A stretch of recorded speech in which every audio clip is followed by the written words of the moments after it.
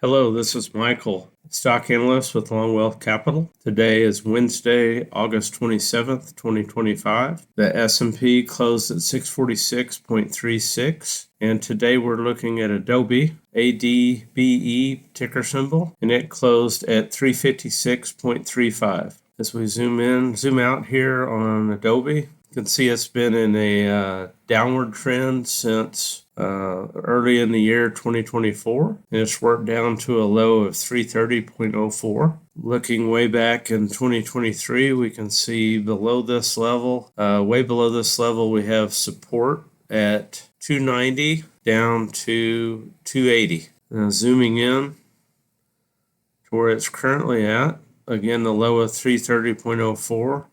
It has recently built up to near the 50-day moving average of 365.40, but it is well below the 200-day moving average at 413.70. So off the lows of 330.04, it built up and came and tested the 50-day moving average and then dropped back down. And below this is the area of volume support here between 343 and 330. So one thing to note, Adobe has earnings coming up in a couple weeks, September 11th, after the market close. So that could be a potential catalyst or potentially an event that causes a drop. One thing to be careful of right now, it's just below the 50-day moving average. It could build up here and test the 50-day moving average and then come back down and reach the support levels at 343. So, and also, even though it's got a low of 330.04, if this support level doesn't hold, we're looking at a potential drop to the 290 to 280 level here at this lower level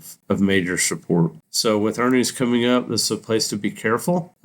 We really, don't want to be getting into a position right under the 50-day moving average. It could come up here and test that level and then potentially drop down to 290. It comes down and supports here at this 61.8% Fibonacci retracement here at 343. Proves to have support there. That could be a potential good spot for an initial entry. It could move down here to the golden retracement of 78.6 here at 336.20. And again, it could come down and retest these lows for the first time here at 330.04. So definitely this is a good spot to be patient. Look for a good dip down to these support levels to potentially start an initial position. But keep in mind, there's also earnings on September 11th after the close. So you could always wait and see what happens with that. They may provide a significant drop in a better entry point, or it could be a potential catalyst moving forward. So